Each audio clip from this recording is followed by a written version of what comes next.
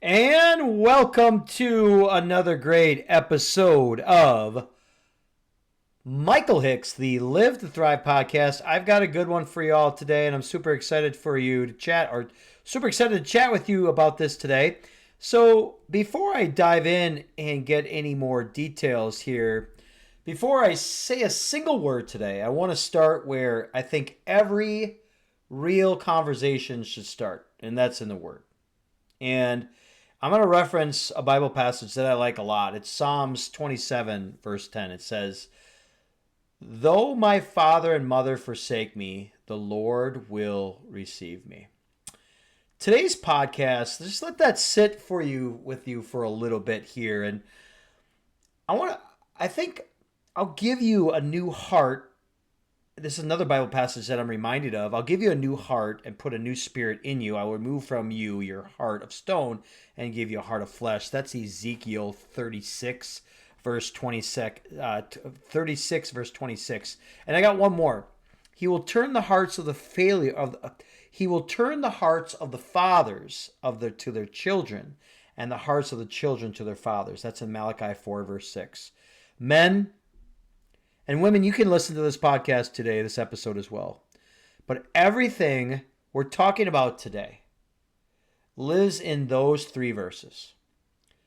And I'm going to talk a little bit about it. And those three words are abandonment, restoration, and legacy. Let's get into it. So, first of all, welcome to the Michael Hicks Live to Thrive podcast. I'm your host, Michael Hicks. And if this is your first time here, let me tell you what we're about to do right now. This podcast exists for one particular reason and one particular reason only. I love to help men, especially men that don't have it all together and haven't figured it out. Maybe the CEO of their business, yet struggling at home, right? Specifically men who have been knocked down, maybe stripped of their identity, questioning their purpose, maybe gone through a divorce, maybe had to fight through custody battles and come out on the other side wondering, what is left for me? And to help those men actually reclaim that actual throne that they deserve to be on. And not a throne of arrogance, all right? However, and not a throne of control either. However, the throne that God has designed you to have as a CEO of your household. Now, that's what Live to Thrive is all about. It's not about surviving. It's not about just coping. It's actually about mentorship through faith, through purpose, through follow through, and most importantly, on top of all of that,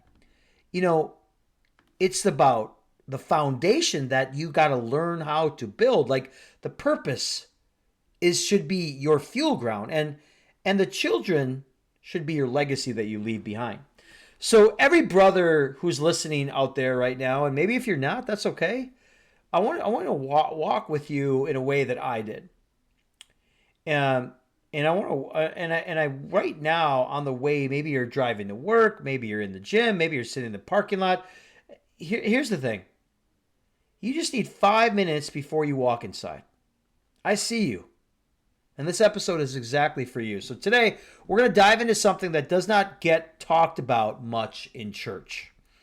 And maybe even in the barbershop or in the locker rooms enough. And yet, it still runs consistently in the lives of most men in this particular area.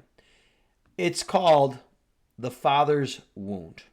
And today, we're going to name it, we're going to face it, and by the grace of God, we're going to heal it. All right, so let's get into it. So my first segment that I want to talk about is the wound that has a particular name. All right, let me ask you something right now. For all of my listeners and subscribers, thank you so much for being here. You could be in so many different places. However, you chose to be here today with me. If this is something that really hits home, send it to 5 of your friends. Hit the subscribe button. I drop a new episode every single week, Wednesdays at 4 a.m. Eastern Standard Time. So the question that I want to ask you is, I want you to be really mirror honest with yourself. Like, not with me, not with your wife, your significant other, not with your boys, just with yourself. When you get angry with your child, whether that is your son, whether that is your daughter, whose voice came out of your mouth? Whose voice came out of your mouth? And when you shut down instead of opening up to your partner, where did you learn that from? And when you felt like you just weren't enough, that you didn't deserve to be in that room, maybe the sooner or later that you'd figure out that you're a fraud, where does that voice come from? Now, most of us, and I say most of us, really, oh, there we go. Most of us really struggle with all of that. Like that voice, that little silent voice that kind of is in our head, that silence of a man who has never been there. You know what I'm talking about? That's a father wound. That's not a clinical term by any means. It's actually a therapy buzzword, and I'm going to call it a spiritual fracture. It's a place in a man's soul where something was supposed to be poured into, and instead there was nothing. Or worse, something harmful took its place. All right? So when a father is absent, physically gone, maybe checked out emotionally or spiritually disengaged, what he does is he leaves a hole. And that hole doesn't stay empty. Men fill that hole. They do it either with achievement, even anger, even addiction, and often they work a lot. You could call them a workaholic. And sometimes with those walls so high that people who love them the most, they can't even get in. And now here's how the men show up ages about 30 to 50 years old. All right? Here's what makes this practically dangerous for the men in their 30s, their 40s, and their 50s. All right? You've had enough time to build systems around this wound. You've learned to function. You've learned to produce. You might even look like you've got it all together from the outside. However, the wound is still there. And it still shows up as, are you ready? This is key here. Emotional unavailability. Where you're there physically, yet checked out emotionally. Just like this person was, right? Rage, that comes out of nowhere, right? You cannot explain it. However, your family walks on eggshells when it happens. And then the need to dominate or control because you never felt safe enough to trust. Also, complete avoidance of conflict. You'd rather disappear than fight. And then here's the other one, a deep hunger for validation. Maybe from your bosses, from other women, from social media. And then guess what? That never gets filled. And then there's that, and here's what nobody ever tells you about. All right? They never tell you about this. You will parent the way you were parented unless something interrupts that cycle. Let me explain. Biology doesn't break the cycle. Success doesn't break the cycle. And time doesn't even break the cycle. The only truth, and the truth is, God of all truth can break any cycle. The power of prayer is such a beautiful, beautiful story, or a beautiful tool, I should say. I want to get in a little personal here now. And I'm going to speak, maybe this will resonate with many of you and maybe some of you, but I want to take you somewhere personal right now because I don't believe I have the right to speak into your wound without being honest about mine first. My father left me when I was young. In fact, as soon as my father found out, now this was told from my mother, right, because I was super young, but as soon as he found out that my mom was pregnant, he wasn't even there. He would tell my mom that he would come and visit, and I'd have my bags packed, and he'd never show up. My mom would ask for child support, alimony. He'd flee from a job to a job. And then the crazy thing was, I remember distinctively on my My senior year, I was pitching. He shows up on family night, out of the blue. I hadn't seen this man in forever, and he wanted me to have his last name, which was Hilje. So I didn't have a father growing up. He left me when I was young, and he just left. And in some ways, that's harder because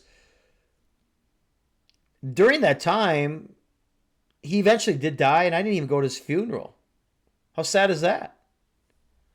So there's no permission ever to kind of grieve. What was I to grieve about? My mom took care of me. I'd be more sad about teachers and mentors and coaches that brought me up through my life. And there's just a space where a man should have been. Men, you got to figure it out. I know. You're like, the court systems are so hard. They're so hard. They're so pro-woman. I know. I lost everything to fight to have my daughter. I mean everything, financially. It bankrupted me. But I would do it again. Because I have a relationship with her and I get to see her 50% of the time. And, I want to talk about the weight of the absence. I didn't really realize any of this until I became a father myself.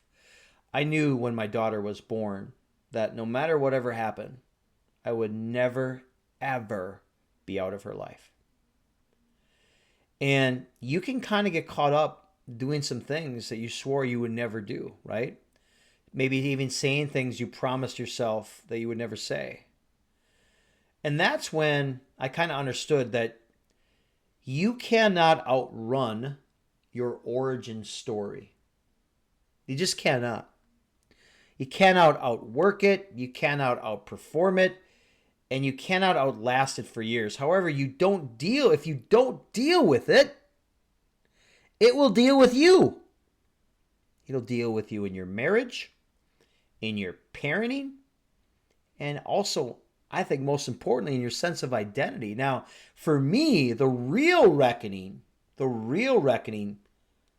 came through divorce, right? Which I just talked about.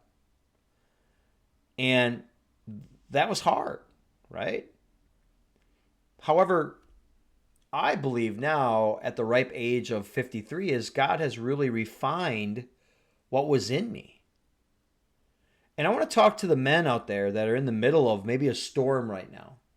Maybe it's an ugly, ugly storm. Men, you deserve a voice in this room.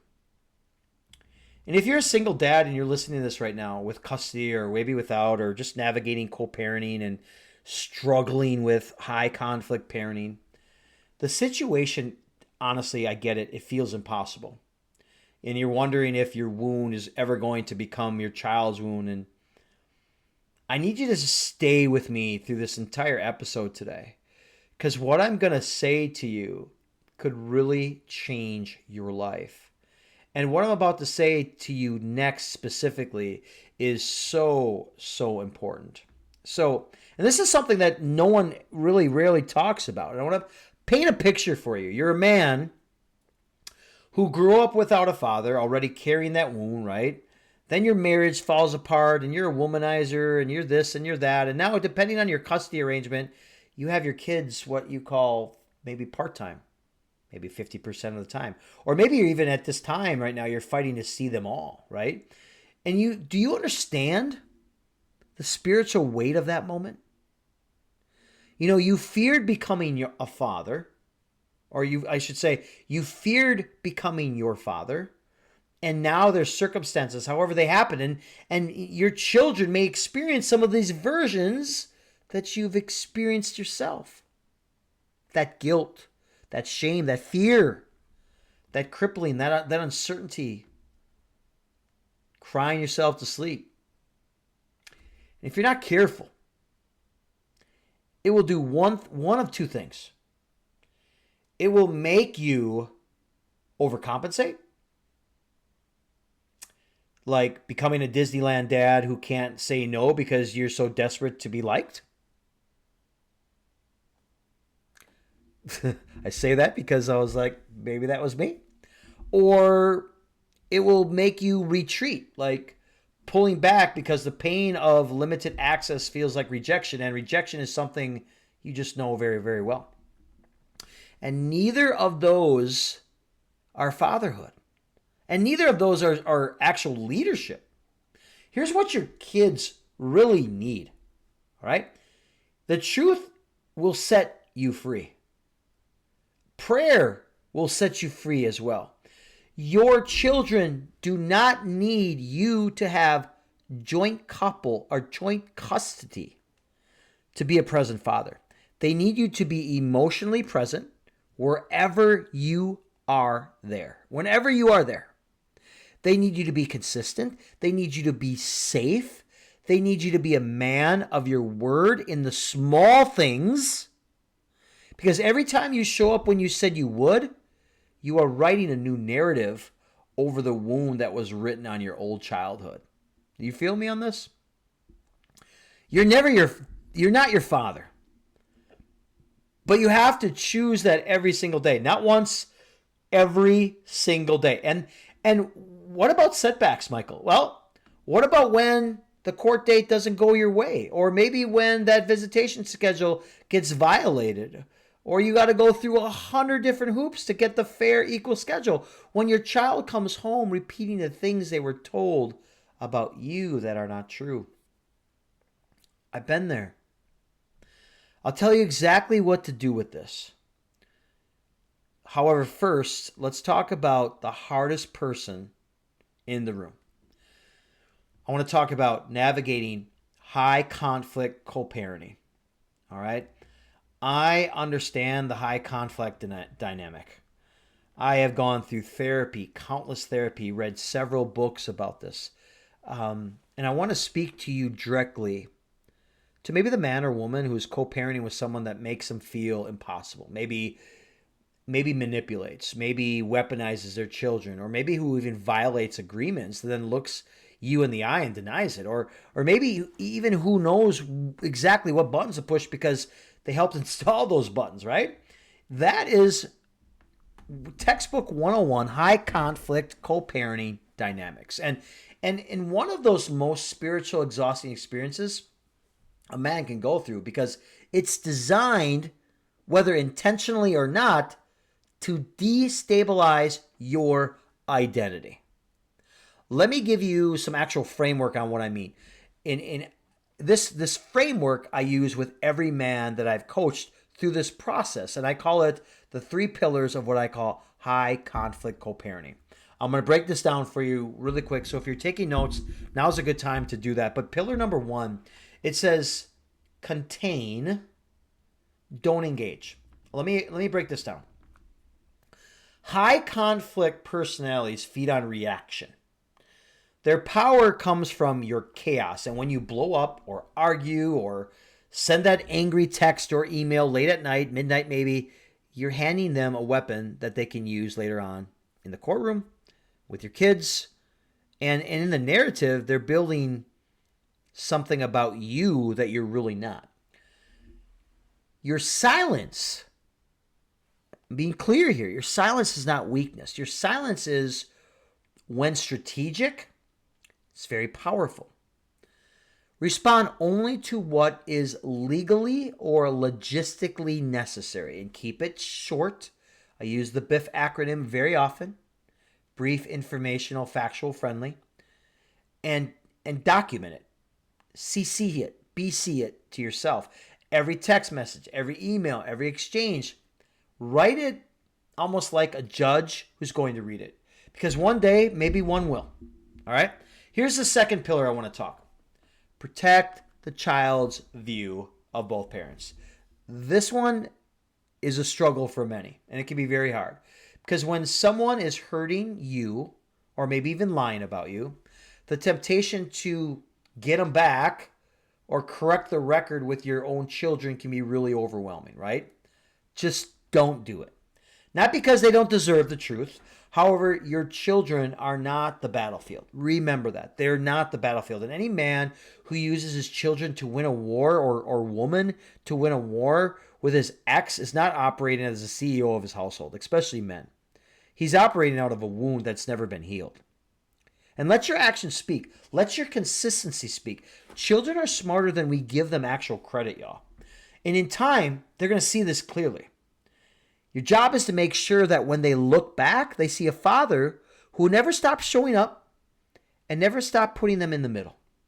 Does that make sense? Pillar 3. And this one's a big one. You got to learn to set boundaries from values and not emotions. Let me break that down a little bit. Boundaries in a high conflict situation cannot come from how you feel in the moment, because in the moment, you'll feel everything. You're going to feel anger, you're going to feel grief, betrayal, maybe even fear. However, boundaries have to come from your values. What kind of father are you committed to being? What does God say about you on how you treat other people? Even people who maybe treat you poorly. What standard are you holding yourself to regardless of what the other person does? I just recently had an email that I didn't really like. And I took the high road and I said thank you. So my point to saying all this is those values become your boundary line. Not your feelings, your values. Okay? Now, you're going to have some setbacks. I get it. Let's talk about that as well. So they're going to come. And the court ruling may be blindside you. Maybe the weekend that gets canceled last minute. Maybe the moment your child says something that tells you that they've been coached. Or you're going to get all this stuff, right? Here's what I want you to do in those particular moments. All right? Feel it, but don't suppress it. Maybe go somewhere private and let yourself feel it. Cry if you need to. The big one that I use, scream into a pillow. Call a trusted brother. Maybe it's your therapist that you need to talk to about this. Your life coach, mentor, whatever it might be. But feel it without acting from it. That's step 1. Step 2, pray before you respond. Even if it's 15 seconds. I like to do a 24-hour rule. Even if all you say is, God, keep my mouth and my thumbs in check, that pause is the difference between reacting and responding. A lot of people, you can use that scenario, that step in so many different situations. Step 3, I call it document and move. Write down what happened, when, and any evidence. So then you're going to move forward and don't sit in the offense. Every minute you spend in yesterday's injustice is just a minute you're not building tomorrow's legacy. All right. And then step 4 is come back to your anchor. Who are you? Maybe you have that written down somewhere on the fridge. Who are you? Not what happened to you. Not what's being said about you, but who are you? Are you the man made in the image of God, called to lead, designed for legacy, that doesn't change because of a custody order? So here's something for you. And this segment I titled, I'm going to pull up my notes here though, is God as the Father You Never Had. Speaking to the men out there that didn't have a father. And I want to talk about something that is a foundation of everything I've built my own life on. And it lives to the men that I coach. Because it's me. It was the younger version of me. Because everything that I've told you so far, the framework, the pillars, the strategies, none of it holds without this. This is what I call the cornerstone. And the reason so many men cannot break the father wound cycle is not lack of information. It's lack of effort. And if not even lack of desire, it might be because you're attempting to give something that you've never received, and they have never gone to the source to receive it. And you cannot pour from an empty cup, you all. And your earthly father left an empty cup where his presence should have been. I get that. There's only one father in the universe equipped to fill that. And it's reminded in Romans 8, verse 15, it says, the Spirit you receive does not make you slaves so that you live in fear again. Rather, the Spirit you receive brought about your adoption to sonship. And by him we cry, Abba, Father, Lord Almighty, right? Abba. That's such a powerful word because that word in Aramaic is not formal and it's not distant. It's what a child says when they run to their father. It's like saying daddy. Now, God is offering you something your biological father has never, ever offered you. A fully present, never leaving, always pursuing, unconditional, accepting father. Not because you performed and not that you held it together. However, because you are his. And I want to speak to the man right now who has been furious maybe at God, who has asked, if you're such a good father, where were you when mine left? I get it. Where were you in the courtroom? I get it. Where were you when I was crying alone in my bathroom floor at 2 a.m. in the morning? Brother, I was there. I was there and I was weeping, just like you. And here's now the invitation. He's extending, and it's not to explain the pain. However, it's to redeem it. Because God fills the Father's wound in you. And when you receive his love, his affirmation, his identity as your own, you stop needing children to fill it. You stop needing your ex's validation. You stop performing for approval. You lead from wholeness instead of from hunger. That is when that cycle that I've been talking about breaks. And when you attempt to go harder, when you even surrender deeper, think about this for a second. 2 Corinthians 6:18 says, I will be a father to you, and you will be my sons and daughters, says the Lord Almighty. He said it, and he means it. The question I have, though, is he going to receive it? All right, so as I'm getting close to concluding with my podcast here is I want to talk about becoming the CEO of your household. Men, I'm speaking to you. And I want to land this plane with this vision. Everything that I talked to you about today, the wound, the story, the divorce, the high conflict, co-parenting, the God as Father, it flows into this one particular destination. You becoming the CEO of your household. Now, when I say CEO, I'm not talking about control, man. I'm not talking about a man who barks orders and demands submission. That's not CEO. That's what I call a dictator operating from fear. And fear, as we've established today, comes from the wound. Now, the CEO of a household is a man who, are you ready? Knows who he is in God. Not who his father wasn't, not what his ex said about him, not what the court papers say, what God says he is. He leads with vision. He knows where his family is going, and he's exactly building a road to get there, even when the circumstances are extremely difficult. He models the culture. He sets the emotional temperature of his home. His peace becomes their peace. His faith becomes their foundation. He protects without controlling. He covers his family in prayer and provision and in present, and he doesn't need to dominate because he's really secure in his own skin. He develops the next generation. He is intentional about who and what he is pouring into his sons and daughters, and not accidental parenting, what I call purposeful fathering. And here's the most important thing I want to say about that. You can be the CEO of your household from a studio apartment with a custody agreement. You could be a CEO of a household with a ring on your finger. You could be the CEO of your household even when the other parent is making it hard, because leadership is not about location. It's actually about posture. It's about identity, and it's a decision you make today and then again do it tomorrow. The wound says you don't have what it takes. Your Father in heaven says, I'll equip you with everything good for doing his will. So the question is, which voice are you going to believe?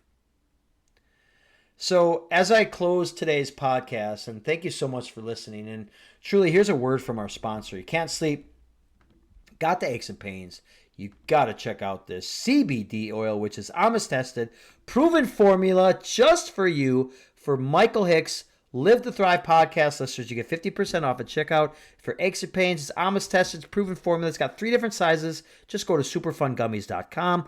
Check any of the CBD oils that you want, put it in your cart. You get 50% off with promo code, all cap locks, New Heights. So as I close today, I have something that I really want to share with you. And again, thank you for sticking all the way to the end. I want you to write a letter. Not to send it, just to write it. And I do this often with some of my clients. Maybe a letter to your father. Tell him everything you needed from him that you didn't get. Tell him how his absence or his presence maybe shaped you. Tell him the man you are choosing to be in spite of it all. And then, here's the part. And then at that bottom of the letter, write these words. This is powerful. It's 5 words. The cycle ends with me. Because, brother, it does. And if you choose it, today is the day you will live it, you will be it, and you will become it. So that is a wrap on today's episode of the Live to Thrive podcast. I pray that this landed in your spirit the way it was intended. Nowhere near meant to tear you down, however, to set you free. And if today's episode really started or stirred something up in you, if you heard yourself in any of these stories, you're sitting in the middle of a high conflict co-parenting situation, if you're carrying a father wound that has never had time to heal or name it, I want to invite you right now to take that next step. Book a coaching call with me. This is not a generic consultation. This is the kingdom conversation. It's between 2 men committed to the truth that God designed you to lead, to be a father, and to ultimately thrive in all areas of your life. You'll look exactly at where you are. We'll take the time to pinpoint that. I'll find the areas that you need to improve on and exactly where that wound is operating. And we'll build a real detoured roadmap for you that looks like you to become the next CEO of your household. The link will be in the show notes if you have more information on that. It just simply takes about 2 minutes to book, and it could change your life or maybe even 20 years and maybe your family story as well. If this episode helped you, share it with a brother, sister, whoever may need it. Leave a 5-star review. That's how we get the message into the ears of men and other people that are still out there fighting this whole cause together. My name is Michael Hicks. This is the Live to Thrive podcast. And I'll say to you what I wish someone said to me years ago. You're not your wound. You're not your father's absence. You're not the verdict of your divorce. You're a son of the living God. And it's time to live like that. So let's go thrive. As always, 1% better in mind, body, and soul. And always stay flex, y'all.